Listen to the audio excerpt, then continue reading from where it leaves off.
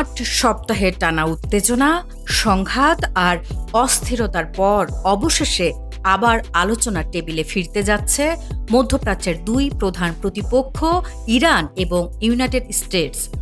এই নতুন অধ্যায়ের সূচনা হয়েছে ইসলামাবাদে, যেখানে পৌঁছেছেন ইরানের পররাষ্ট্রমন্ত্রী আব্বাস আরাকচি। উদ্দেশ্য একটাই, আবার শুরু করা শান্তি আলোচনা এবং খুঁজে বের করা একটি কার্যকর সমাধান। প্রেক্ষাপট: কেন এত গুরুত্বপূর্ণ এই বৈঠক?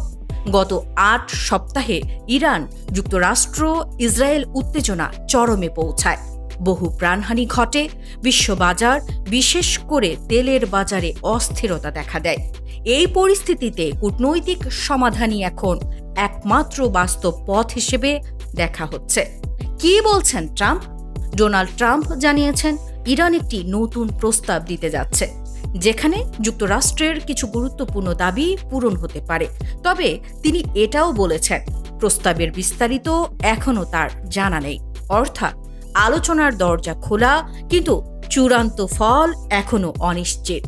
আগের ইসলামাবাদ বৈঠকের আপডেট: এর আগে পাকিস্তানের মধ্যস্থতায় যে আলোচনা হয়েছিল, একটি প্রাথমিক কাঠামো তৈরি হয়, যুদ্ধবিরতি কার্যকর হয়, ইসলামাবাদ অ্যাকর্ড নামে একটি ধারণা সামনে আসে। এই কাঠামো অনুযায়ী প্রথম ধাপ যুদ্ধবিরতি, দ্বিতীয় ধাপ স্থায়ী চুক্তি। কিন্তু সেই আলোচনায় কিছু মত পার্থক্য রয়ে গিয়েছিল। পারমাণবিক কর্মসূচি, নিষেধাজ্ঞা প্রত্যাহার, আঞ্চলিক প্রভাব। এখনকার এই বৈঠক সেই অমীমাংসিত বিষয়গুলো সমাধানের চেষ্টা। বিশ্লেষণ: পাকিস্তান অ্যাজ কি মেডিটেটর। পাকিস্তান এখন একটি গুরুত্বপূর্ণ কূটনৈতিক ভূমিকা পালন করছে। দুই পক্ষের মধ্যে সেতু বন্ধন, নিরপেক্ষ প্ল্যাটফর্ম তৈরি।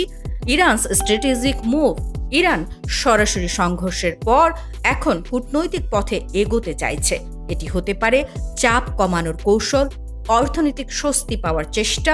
ইউএস এক্সপেকটেশন বনাম রিয়েলিটি: ইউনাইটেড স্টেটস চায় পারমাণবিক কর্মসূচিতে নিয়ন্ত্রণ, আঞ্চলিক প্রভাব কমানো। কিন্তু ইরান কতটা ছাড় দেবে, সেটাই সবচেয়ে বড় প্রশ্ন।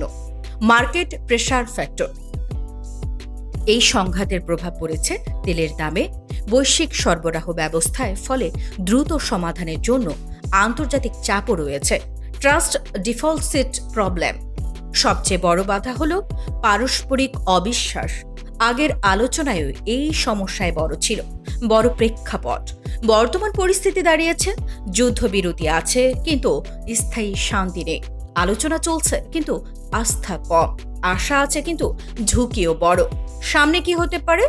ব্রেক থ্রু ডিল: বড় ধরনের সমঝোতা, নিষেধাজ্ঞা শিথিল, পার্শিয়াল এগ্রিমেন্ট। কিছু বিষয়ে অগ্রগতি, বাকিগুলো পরে। টক্স কোলাপস: আলোচনা ব্যর্থ, আবার উত্তেজনা বৃদ্ধি। ইসলামাবাদের এই বৈঠক শুধু একটি কূটনৈতিক অনুষ্ঠান নয়, এটি হতে পারে মধ্যপ্রাচ্যের ভবিষ্যৎ নির্ধারণের মোড়। একদিকে যুদ্ধের ক্লান্তি, অন্যদিকে কৌশলগত স্বার্থ। এই দুয়ের মাঝে দাঁড়িয়ে এখন প্রশ্ন একটাই, এই আলোচনায় কি সত্যি শান্তির পথ খুলবে, নাকি এটি হবে আরেকটি অপূর্ণ সুযোগ? আরও আপডেট পেতে সাবস্ক্রাইব করুন পালস নিউজ 360।